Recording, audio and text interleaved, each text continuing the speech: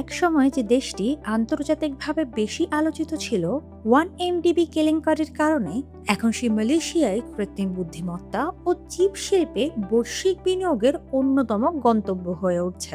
কেন বিশ্বের বড় বড় প্রযুক্তি কোম্পানিগুলো এখন মালয়েশিয়ার দিকে ঝুঁকছে? চলুন বিস্তারিত জানার চেষ্টা করি। একসময় আন্তর্জাতিক অঙ্গনে মালয়েশিয়ার নাম বেশি শোনা যেত ওয়ান এমডিবি কেলেঙ্কারি নিয়ে, কিন্তু এখন সেই দেশটি কৃত্রিম বুদ্ধিমত্তা বা এআই এবং সেমিকন্ডাক্টর শিল্পে বৈশ্বিক বিনিয়োগের অন্যতম কেন্দ্র হিসেবে উঠে আসছে। সবচেয়ে গুরুত্বপূর্ণ বিষয় হল, বিশ্বের বড় প্রযুক্তি প্রতিষ্ঠানগুলো মালয়েশিয়ার চিপ উৎপাদন, ডেটা সেন্টার এবং এআই অবকাঠামোতে বিপুল বিনিয়োগ করছে। এর মধ্যে রয়েছে ইনফিনিয়ন টেকনোলজিস, এনভিডিয়া, বাইটড্যান্সের মতো প্রতিষ্ঠান। তবে এখানেই শেষ নয়।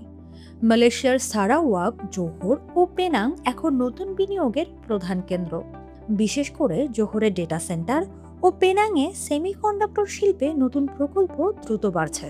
অন্যদিকে আন্তর্জাতিক মুদ্রা তহবিলের তথ্য অনুযায়ী এআই সম্পর্কিত হার্ডওয়্যার রপ্তানিতে মালয়েশিয়া বিশ্বের শীর্ষ 4 নিট রপ্তানিকারক দেশের একটি।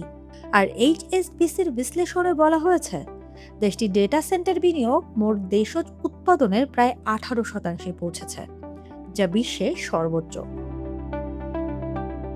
কিন্তু প্রশ্ন হচ্ছে, এই অগ্রগতির পেছনে কি কাজ করছে?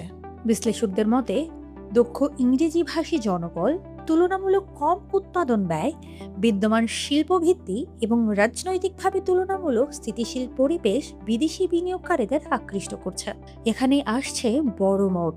চলতি বছরের দ্বিতীয় প্রান্তিকে মালয়েশিয়ার অর্থনীতি 5.8% প্রবৃদ্ধি অর্জন করেছে, যা পূর্বাভাসের চেয়ে বেশি।